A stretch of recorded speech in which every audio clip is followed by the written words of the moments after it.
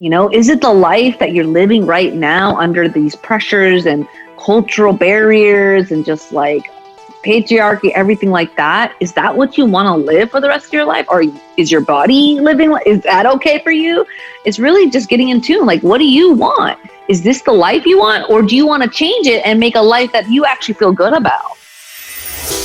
Welcome to the Conscious Leadership Podcast, where soulful entrepreneurship and holistic mind-body wellness meet to help you heal, discover your soul's purpose, and change the world. I'm your host, Gabby Ortega, entrepreneur, psychology expert, social media maven, and soulful leadership coach. And it's my mission to empower you into becoming the light leader you're meant to be. Each episode will be diving deep into topics that will help you gain personal mastery over your healing and mind-body wellness, while also giving you practical tips and tools to help you create, market, and scale a heart-centered business around your soul's purpose and life mission. Whether you're in the beginning of your self-awakening journey or a seasoned inner work god or goddess who's ready to step into their leadership as a soulpreneur, this is going to be your new favorite place to be. We know that you don't just want to feel happier and more fulfilled, but you want to deeply know yourself and powerfully step into your life's purpose while creating massive abundance around your mission. That's why I've created this podcast for you, the light leader of the next generation. Welcome home. I'm so glad you're here. Hey everybody, and welcome back to another episode of the Conscious Leadership Podcast. I am your host, Gabby Ortega, as always, and I am really excited because today I have with me Rubina Dhani, and she is just like one of the lights of my life. She's a good friend of mine and also a former client, and she is an incredible healer and coach and therapist, and she's also located in San Diego, which like low-key is an amazing place to be. I love San Diego, which I just shout out for fellow Californians. So Rubina is actually a licensed LMFT and women of color empowerment coach, and she helps women of color break down intergenerational trauma patterns, barriers of shame, and learn how to love themselves as their full, unique, amazing beings. So formally, I thought I had you on here before, but I guess not. But formally, welcome to the podcast, Rubina. Thanks for having me on. I'm excited. I'm so excited. I can't believe I thought I had you on, and we've talked all the time about such deep, insane things. And I'm like, how have we not like recorded any of the conversations that we've had? I know, right? Because we definitely go into some good, juicy stuff. Yeah. Oh no. And like the thing I love about Rubina too, is like Rubina's a lot like me. Like we're very spiritual. We're very like, we want to heal the world. We want to bring love and light into it, but we're also fucking grounded, and we're here, and we know we're human, and we've gone through some shit. We've gone through trauma. And like, I think that also kind of grounds our spirituality in a way, because we're like, okay, like we know what it's like to be really our soul being now that we've been working on ourselves for so long, but we know what it's also like to really be that unhealed, like still baby formed, like, state of 3D being, before we dive into that healing. But I really wanted to bring you on because something that you talk about on your platform all the time is intergenerational trauma. And it's something that I learned about in my master's program, and it became something so huge in the way that I operate and I look at trauma and my own recovery. And I'd love for maybe if you could just go into a little bit of explaining where you come from and like how you got here and how you got into this subject. Totally. Thank you for having me on. It's such a pleasure. I love Gabby. She's amazing. And so a little bit about me is, so I'm Indian. I'm Punjabi American, born and raised here in America. I've also lived outside in Singapore and South Korea. So I just have a little experiences traveling and just being worldwide. I've always had an interest of helping others, and especially children. So that's kind of how I started, was just wanting to help kids. And that's how I became a therapist and a family therapist at first. And, just like you said, like intergenerational trauma, I kind of learned it in school, but I didn't really get into it until my healing. And I think that's what helped me to also blossom into this woman of color empowerment coach, and with your own program too, that helped me to push that out. Right? I love you. Literally, I'm not asking people to plug my programs, you guys, I promise. Yeah, she's not. I love you so much, Rubina. Yeah, no, you exploded during the Ignite program, like for real. And like you stepped into like when Rubina came to us, she was very much like in the therapist mode, like very like, I don't know, like very professional, very blank slate. And then by the end, it was like, we're surfing, we're like out here like cursing, we're like doing clubhouses, like we're like, I'm like, yes! Because like, guys, like we can be healers, but we can be people and human and fun and awesome and just be ourselves while we're doing it. Yeah. And you gave me that permission. I mean, that whole program gave me that permission to do that. And that's what I needed to like really fire my own stuff up and to become my own authentic self, because that really it just pushed me in the right direction that I needed, that I've been actually looking for.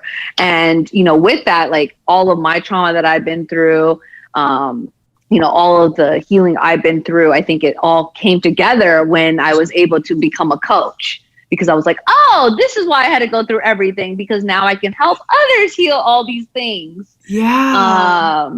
So that's just, you know, a little bit about how I got into it. And then for me, you know, I'm a chill California girl. I love surfing, you know, I love food. I love traveling. I love the beach, music. And I just really love connecting people and making sure everyone, I mean, not everyone, but like healing each other. You know, when we heal ourselves, we can heal the world. So I'm really want to promote that so much because, you know, if I could do it, you could do it, so many of us can do it, you know, then everyone else can do it. So I just feel really passionate even more now with my purpose because, you know, becoming a therapist, like you just said, I was very like the therapist mode, very just like to the book. And you're right, I was. And that's why I was also burnt out, you know? Totally. So it's kind of like, you know, I found Gabby at the right time when I was really just sunk into my burnout as being a therapist, honestly. Yeah, I've been there, and it's not fun. It's not at all. It's really not. And just like all the masculine energy, you know, places I worked to, it was just so much like I had to literally get rid of in order to become where I am now, which I love and I appreciate now because, you know, now I'm excited about the future. I'm not scared about it. Yeah, she has a group program. She has one-on-one. Yeah. She's like doing all of these incredible talks all about intergenerational trauma and women of color healing. And I just love what you're creating in the world because it's so necessary and just so beautiful and a beautiful way to give your gifts so generously. So I think like, you know, a lot of our listeners are trauma survivors, like where, you know, maybe some are also entrepreneurs or healers themselves, you know. What do you think like has been the hardest part of your healing journey when you've been like recovering from not just your trauma, but recognizing that in your line, there has been like traumas for your parents, for your grandparents, for your great grandparents, like all down the line. How do you what's been the hardest part and how do you think you approach your healing? Yeah, so great question, because I feel like, you know, as we go through so much of our healing stuff, right? The hardest thing for me was just really having acceptance from my culture, community, and families, understanding what intergenerational trauma is, what trauma is in general, and how it impacts us even outside of being a child. You know, I think that's the hardest struggle I still continue to deal with. Yeah. Which again is not on me, right? It's a lot of them who don't want to make that jump to understand what's going on or why this impacts people who have been traumatized. And I was actually talking to someone about this the other day. Oh my gosh, I forget who it was, but one of my clients, we were talking about how it's, you know, this whole thing about the black sheep of the family, the outsider, the one who's kind of outcast, like psychologists and people in therapy, the therapy space, mental health, we know that the black sheep are the ones who are healing. Yeah. And the reason that they're, you know, turned away from the herd is not because they're broken or because something is wrong with them. It's because many times they're like just up-leveling and healing and doing things differently and being themselves. And that, you know, people don't like to see that, you know, in the family system, if there's a really like set way that the system works, and you decide to do something different. And that's really, you know, that's really scary. And I think a lot of people choose to not go on that journey because of the kind of way that, you know, we might risk losing those people in our life that we've had around us, even if they've been abusive or, you know, not wonderful. It's not just, you know, all or nothing. There have also been wonderful times, and there's also, you know, long memories, and, you know, so it's not that easy, you know, it's not that easy to then make the decision to say, you know what, I have to do this for me. And how you take that, you know, I can't be responsible for how, you know, you react to that.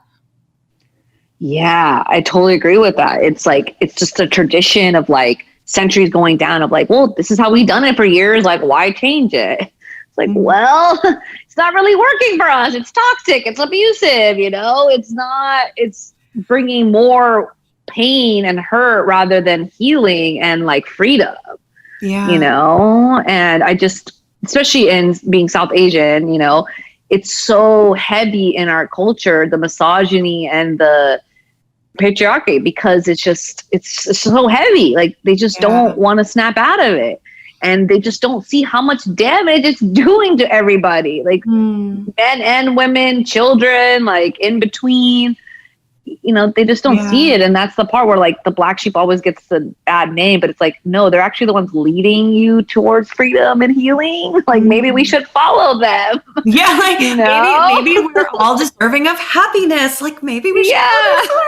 I totally agree. Like life is so short, you know, and it's kind of like, why are we continuing to opt into these cycles where we struggle and we feel horrible and it doesn't feel good or aligned? And, you know, we wait until we're on our deathbed to say, oh my God, where did all the time go? I did it totally wrong. I don't have this extra time to be myself and have this life that I want, and all these things that are in your head that you don't act on. Time goes away and we don't get that back, you guys. And so if you can even increase happiness in your life by 1 extra second a day, like it's good. Do that, do it, you know, it's so worth it. But it also means it asks of you to break old patterns and to break old cycles. And that is the work. You know, people are like, what is the work? That is the work. Yeah. Breaking all of those cycles. I mean, it comes from, different ways of just like unresolved trauma, right? It shows up in parent-child relationships, substance abuse, right? That gets untreated, like alcoholism. You know, that's one big thing. Literally. And I don't necessarily identify as an alcoholic, although I literally like probably am. But no, like, yes, that was how I regulated my trauma and how I regulated my nervous system and how I dealt with intrusive thoughts and flashbacks and PTSD. And also I found myself drawn to it at an early age. And that, you know, I think has more even to do with not just the trauma I went through, but also the trauma I carried from, you know, my mother coming here from Cuba and how traumatic that was. And it wasn't until I was like, my God, in my 20s, I think early 20s when I was in college, when I finally got her to tell me about her life. Like a snippet, you know, snippet, but not like where I was like, ooh, wow, she has gone through so much trauma.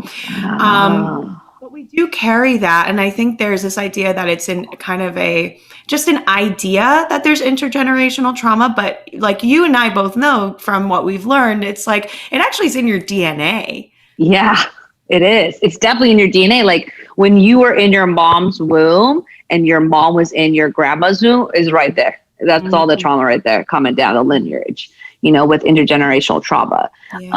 Because it starts from that, especially as women, we have our eggs already even in the womb, right? So like you being in her womb, you also were traumatized. Exactly. While she, you know, even when she was going through that. And then same with, you know, she experienced what grandma did. Right. And that's how it gets passed down. And people don't recognize that at all, you know, and a lot of people come to me. I mean, for mine is alcoholism too. Like in Punjabi culture, that's how everyone coped all the time. Was just drink. Let's just drink. You know, at an early age, we had, you know, I was drinking really young because it was okay, you know, but what I saw was aggression all the time. Aggression when they drink, everyone got into fights because, right, their emotions surface up and then, you have to let it out. And never in the way that we want it to. Exactly. It never is. And so for me, like, even I think around, my 20s when I graduated college, I got some ulcers from drinking. And that's really where I stopped drinking. And I'm glad, because now I just have like one or two here because it's like for fun.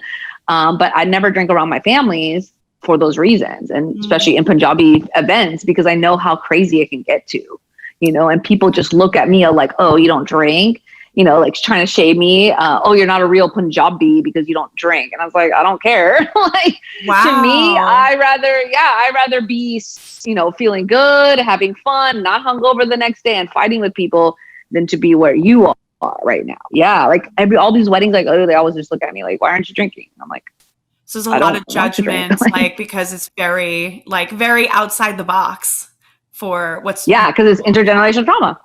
Wow. Yeah. It's like, let's just drink it away. Just drink it away. That's what we were taught all the time, especially in Punjabi culture. I'm not talking about the rest of Indian culture, because Punjabis are known to be the party ones.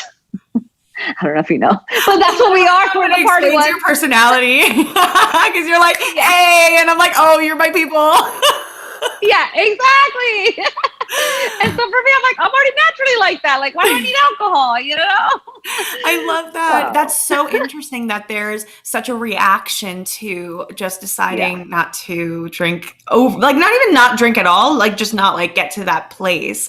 Which is, like, I see that in so many other cultures as well. Like, where you're like, it's the excuse to then have conversations that you need to have or let out anger that you've been holding on to. And then you can blame it on the alcohol when really all you need to do is actually just have like a conversation. Like, it doesn't need to get that way. We just need to be okay with feeling feelings, Yeah, exactly. And I think that's like, a lot of like, especially South Asian culture, they don't want to feel their feelings. They just want to numb it away or just like push it away. And then I'm just like, okay, well, all that's going to turn into medical issues or, things that intergenerational trauma does, which is, poor parenting, psychological abuse, all those kinds of things. It's like, well, it's like such a reverberating effect.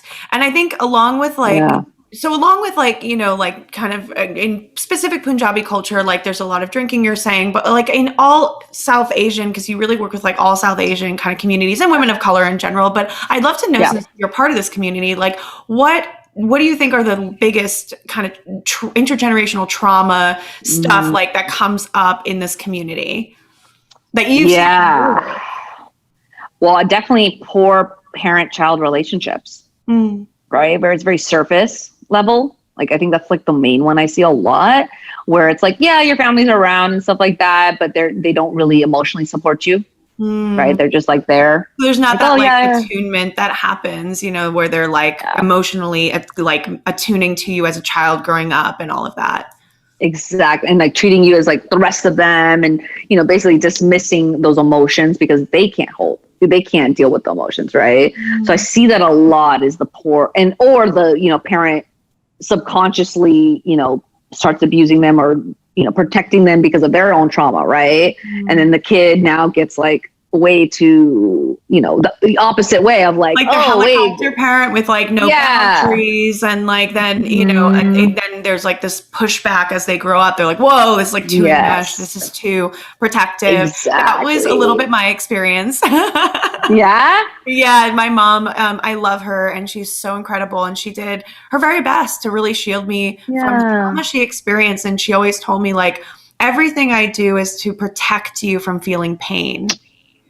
Like, how fucking beautiful. And oh my God, when I went into the real world and I did, like, I couldn't have my mommy with me in like my 20s. Like, I had a whole fucking existential crisis. So like, while it was so beautiful, in many ways it crippled me because she took so much care of me, and we were so enmeshed, and I was her everything.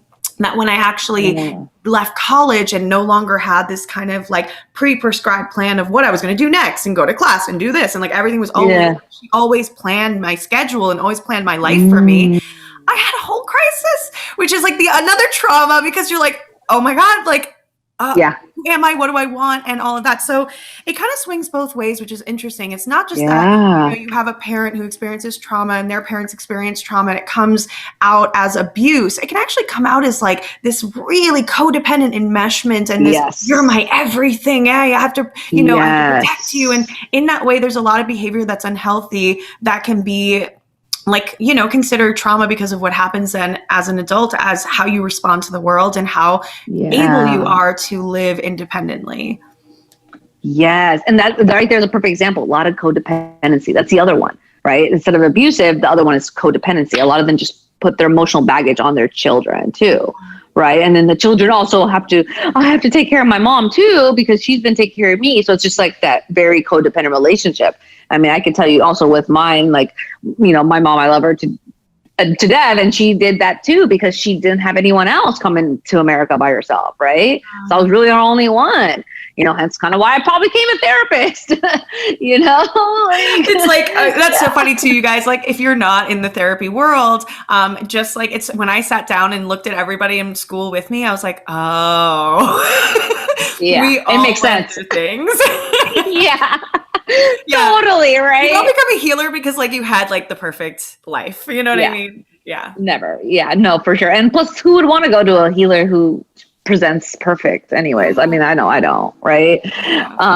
So like, for sure. Like all these, and then of course, severe mental illness gets untreated. That's another one. Like, especially in Asian culture, like mental health is such a taboo still, but there's so many like personality disorders that are they're untreated.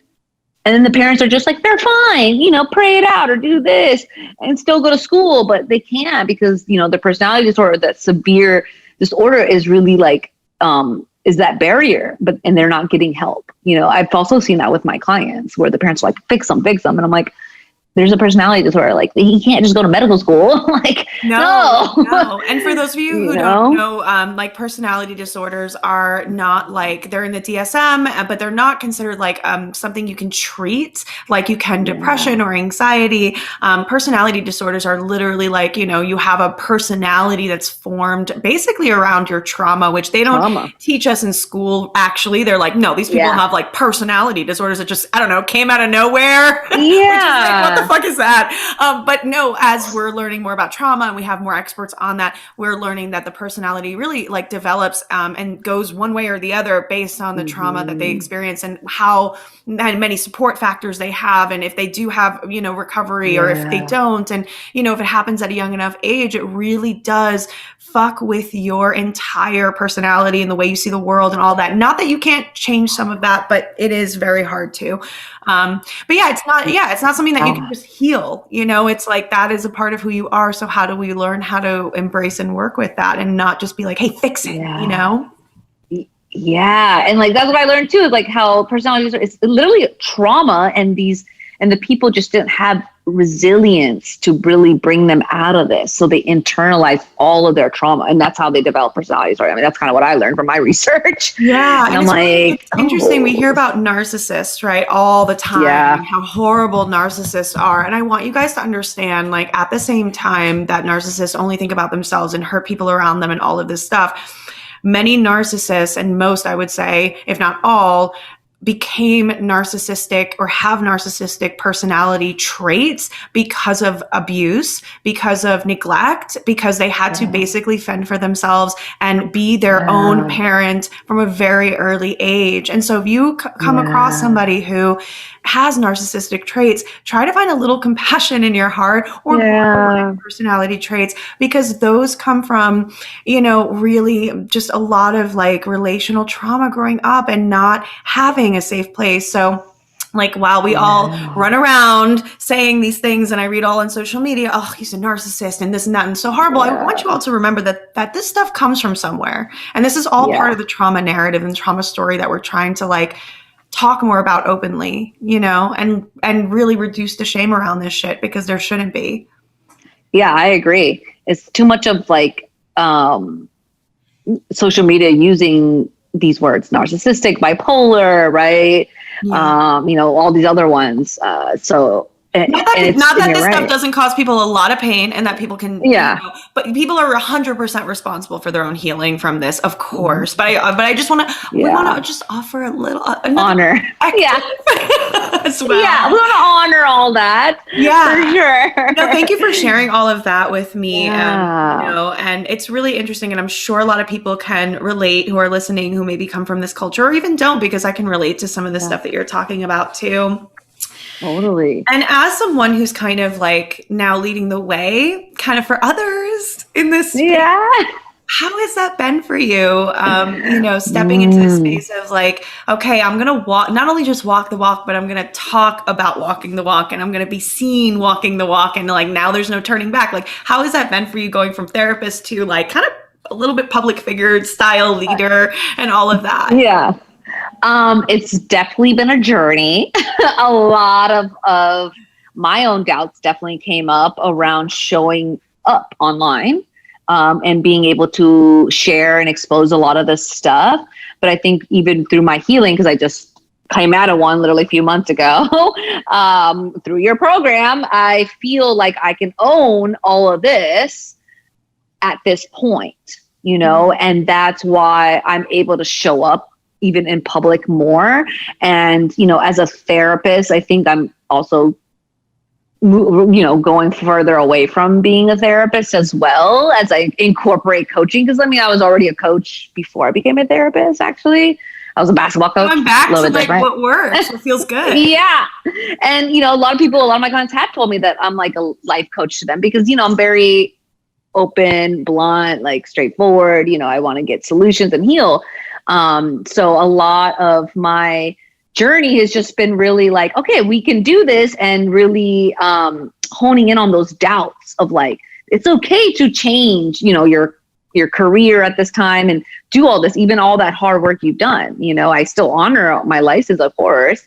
But I know that this is going towards my alignment now of like, I feel so much better here. I don't feel burnt out. I don't feel like I'm trying to swim up for air, honestly. Like that's, like I feel like so refreshed, just so grounded, just so more of me because of all that healing journey I just had to go through for me to really confront myself of like, can I show up? Can I own all this? When people throw stuff at me online, can I still take it on and not internalize it? And I have been able to. It's, I've been working really hard with that. It's hard. I think that's one of the things I hear the most is like, what do I do? Like if someone says something, or I'll get a message, DM, oh my God, like this person was in my DM saying like this or that. And it is really hard because you are putting yourself out there and you're vulnerable, and you are like, especially if you're trying to get in alignment and you're in this kind of soft healing part of this journey, like it can be scary to overcome that fear of people kind of saying something or getting in your space. But it is like, again, just to me now, like a beautiful invitation to do some more healing. It's like, like when that happens for me, I like shut down a little bit, and then I'll go offline for a few days, and I'll be like, okay, like that's okay. We could just like breathe. Like this is just a chance to like heal a little bit more. Like, what do I need? And just like offering yourself like a break and some healing, and get back and like go back and like no one's gonna come to your house and like chop you up into little pieces. Just don't tag your house and where you are in public, obviously. But like you're gonna be okay, and people can disagree. And the other thing is this, and I think it's really important to remember this: we are going to trigger people by being our authentic selves always. Right? Like, and that's not because you're harming anybody, but it's because by standing in your truth, you're holding a mirror up to the falseness that someone else may be standing in, the front that they're putting up. And they know, and now they know that you've integrated and you're just showing up as you, and you know that they're not showing up as them. And now there's this like weirdness, right? So people don't like love it. And that's okay. No. And it's okay when we're standing in our truth, if we're approaching it with heart and with integrity, and we're like saying something that, not to be controversial, we're not saying something to stir the pot, we're not saying something to get likes, but we're actually sharing our voice, and it stirs something good, because that is the medicine that person is meant to receive. And by you not sharing, you're robbing them of that chance to get triggered into potentially their healing journey.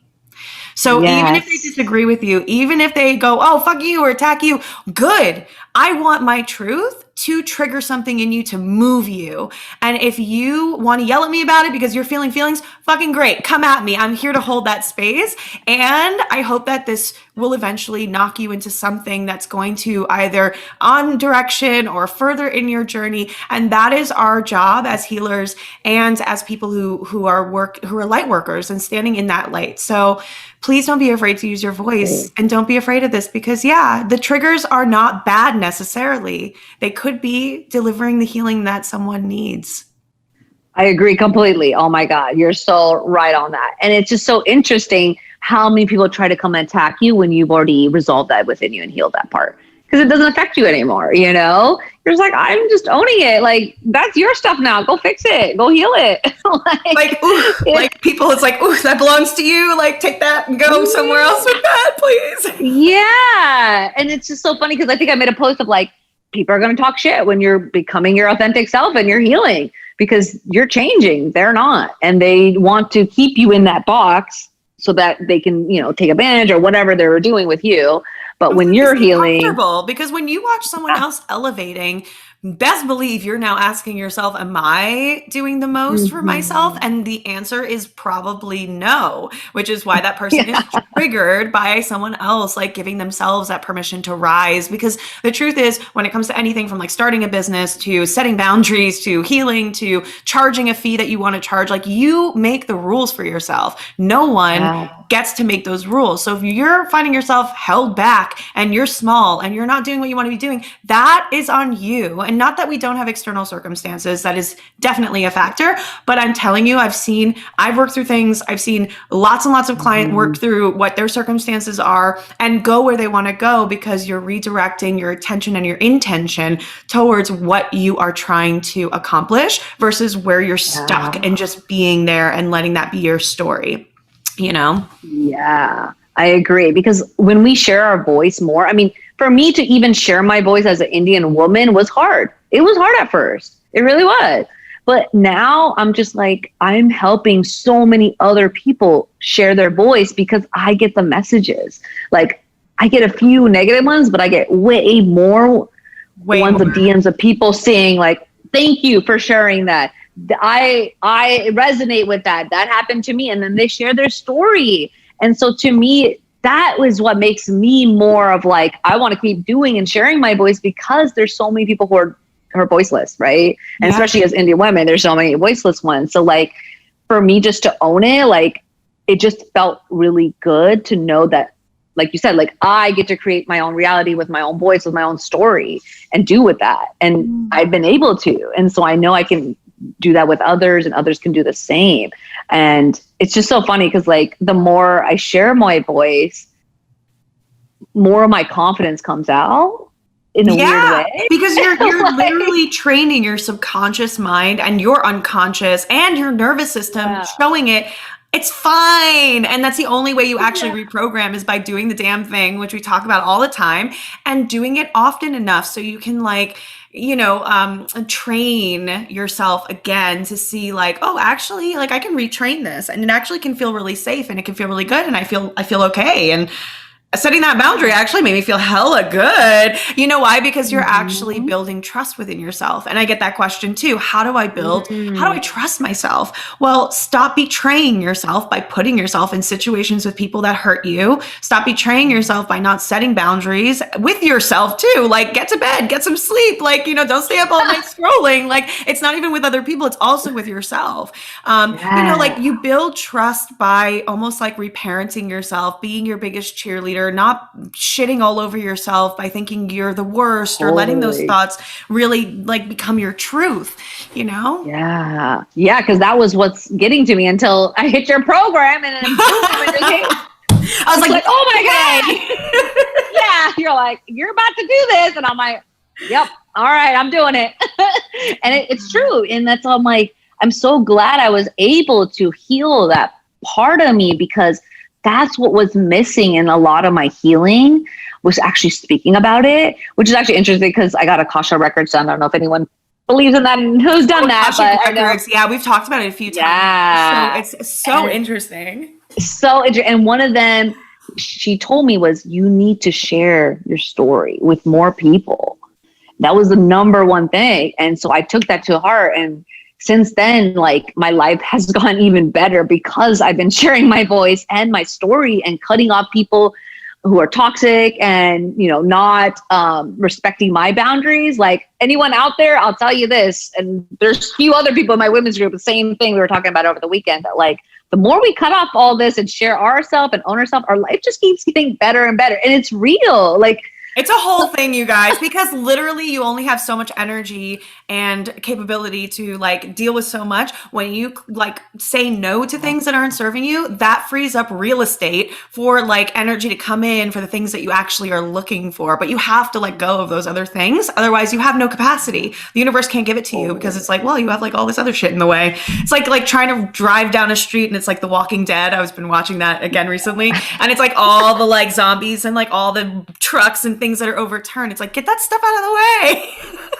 Pretty much. Yeah. And like, I had that vision, and one of them, it's like, you're now cleared. Your path is clear. Like, manifest whatever you want because it's going to come now, you know? And it's like, wow, I didn't realize how much of this power was really there. Yeah. Yeah, absolutely. Yeah. Energetics is so fascinating. And like, I love how now it's like, trauma and healing and energetics like are starting to like quantum physics are all starting to like make an appearance together, which makes me really excited. Which is so good, finally, because I know there's like research for intergenerational trauma showing up in our genetics and energetics as well. Yeah. So I know they're doing that in UK. Yeah. I gotta check that out. Send me a link. Yeah, I'll send it to you for sure. Because, you know, they're trying to get this before the new batch of babies start coming in, and not to pass it on to them. We've got to like nip it in the bud here, you guys, because like we have to elevate as a human species. It's time. But like, this is what's holding us. I really think this is what's holding us back from like really full evolution of like the best shit. So healing, right? So if you have any maybe advice if for any of our wonderful, lovely listeners who are perhaps on their own journey and perhaps coming from a background of you, like where you came from with everything you've dealt with, what would you like say are some good ways to maybe start exploring the healing journey if you're kind of in this position? Yeah, well, first, really get a professional to definitely hold safe space so that you can start to process this. That's number one for sure. And the other one is really recognize, what is the life that you want? You know, is it the life that you're living right now under these pressures and cultural barriers and just like patriarchy, everything like that? Is that what you want to live for the rest of your life? Or is your body living? Is that okay for you? It's really just getting in tune. Like, what do you want? Is this the life you want? Or do you want to change it and make a life that you actually feel good about? You know, because that was the number one question for me that I kept asking through all my healing journeys is like, what's the life that I want? I don't want to be scared and anxious and terrified of the world and, you know, dimmed down to fit this model of this like submissive Indian girl or whatever. No, I didn't want that. And I kept asking that each time. And I think that's a good way, I think, for a lot of people to start asking yourself, like, is this the life you want? Because if you don't, then you need to start creating that life and start making those moves on what to do to create that life, which is healing, letting go a lot of those traumas, reprocessing it, you know, and really get into the movement of your unique self is what's going to give you power to be in this world, not being a sheep and following everybody else and doing what centuries of cultures have done, you know, and most of those are oppression anyway. So like, why are you continue to oppress yourself? That's really my question, right? So I really think everyone should just start with asking themselves, what's the life they really want to live? And start looking into how to create that for yourselves. Yeah. That's so powerful. I'm just like letting that marinate for a hot moment. Cause it's like, how often do we ask ourselves that question? Like not even like, it's like, I hear a lot like, oh, I want to have this life, but it's like, is the life I'm living right now right in this very moment actually the life I want to be living every day? There's no right time to change or evolve or decide to just jump in. It's literally, you just have to choose. And if today is the day after listening to this episode and you're like, today's the day, great. If it's not, it's okay. Take your time, but really just like give yourself that permission to jump in. Yeah. It's worth it. It's so worth it. Yeah. And the other thing is that you have a choice. I think that is the number one thing also, is that people forget they have choices. You have a choice to live the life you want and to do what you want, especially women, right? We are so oppressed and people tell us to do this and this. And for me, I know I always forgot I had a choice. I remember my therapist always reminded me, you have a choice, you have a choice. And I'm like, oh yeah, I do. And that's the other thing is like, you have a choice to change your life, even if no one else is going to agree with you. It's your life. You live it. Nobody else. Yeah, absolutely. It's your life. It's now or never. Yeah, get it. That's Bon Jovi, right? Like friggin'. I think Bon so. Jovi, I think so. Good. I don't know. You can tell I grew up like in the 90s and the yeah, same. Bowie. I was like, is that Bowie? Are you sure it was Bowie? It's also, that's the other thing, you guys. Like, I literally have so many songs that I love, and I don't know anybody who did them, which is so weird. Me too. I'm right there with you, girl. This is why we love music. Oh, life, man. It's funky. Well, no, that's really great advice. Thank you so much for that. Yeah, and I think I wish I had that advice too, like years and years ago. And, and just keep going, guys. Just keep going and find your soul family, find your healing family. Yeah. Like that makes such a difference. Like if your community is like, fuck you, like, you go find a new community. Like they are out there and you don't have to be alone. Oh. And we're here and you can hang out with me anytime. Yeah. And come look me up. Yes. I was going to say, like, speaking of which, I know you have a couple of different like things going on. I know you're running your program right now. Are you, and can you tell us a little bit about it? And like, are you going to do it again and deets on that? For sure. So the program we just launched in April is called the Remapping the Mind Matrix, a Soul Body Experience. So we put somatic stimulation, which is EMDR inspired, with energy healing and breath work with my partner. And it's an 8-week program where you're doing intensive, deep healing, like somatic stimulation with breath work and energy healing. It's intensive. Like moving it all through your body, like all out. It's like a deep purge.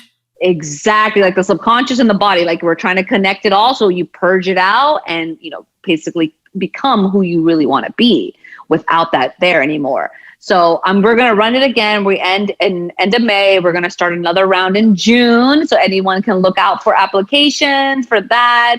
We're going to open up 4 slots for that round. Oh, yeah, because we're going to try to do it intimate, and you don't have to like worry about being in a group of like 25 people, like all having breakdowns. Which is exactly. Yeah, and then you get held by me and my partner in that intensive healing, because a lot of people when they go through that outside, they don't have that support. So this container kind of gives you that support for sure. Like we're there, all the way through, making sure, right, so that that they can integrate while we hold them. So it's really great for anyone out there who's also wanting to do more of their healing, or they feel stuck in their healing. We're going to give it to anyone out there who's really into their own healing process and ready to go deep. It sounds so good. Breathwork, it's so funny. Yeah. Like I am always surprised that like I do a lot of healing work and I like do a lot of like daily stuff, and then I'll do like a deep breath work, or I did TRE with Liz Arch a couple weeks ago, which I've never done. It's called Trauma Release. And it's kind of a method by Stephen Porges, which I was like, wow, I never heard of this. I have to, right? That was my thing. And it's basically like mimicking like animals in the wild when they experience trauma. Like let's say like they're almost killed by something and they escape narrowly. Their whole body shivers, and it shivers to release the trauma, which is why I know animals in nature have, right, this natural mechanism. They don't have PTSD. They're not running around every time they get attacked, running around like crippled and like having PTSD Yeah. So his theory and what he's been researching is that this automatic bodily kind of function of shivering that releases the trauma. And as human beings, as we've, developed, we've suppressed this natural thing that our body needs to do. Ooh. And so and please don't do this like by yourself, but basically it's you put your legs kind of in a position where you're almost like laying on the floor, like with your frog, like with your legs kind of like your knees, your feet are on the floor, they're touching and your knees are open slightly. And you're kind of holding them until they start to shake. Like almost, I think of like if you're sitting, I'm thinking of like times I've sat in a bus or like in a subway and I'm holding like my stuff between my legs, my groceries or whatever. And your legs start to shake. That's like kind of exactly what it's like. And then you let it shake and you let your legs kind of bounce around and shake and do this stuff. And I was like, oh, this is going to be fine. This is going to be like whatever. Because I've done breath work before where I'm sobbing and I'm like, what the fuck? But it feels so good after.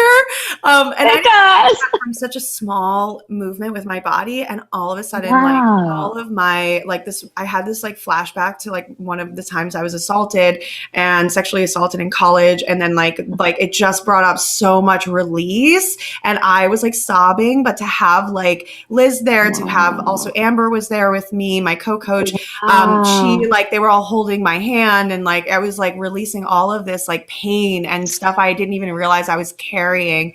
And like, it's such a gift to have practitioners who are safe like you, who can hold space for that and walk you through that. Like I get emotional thinking about it because it was so powerful.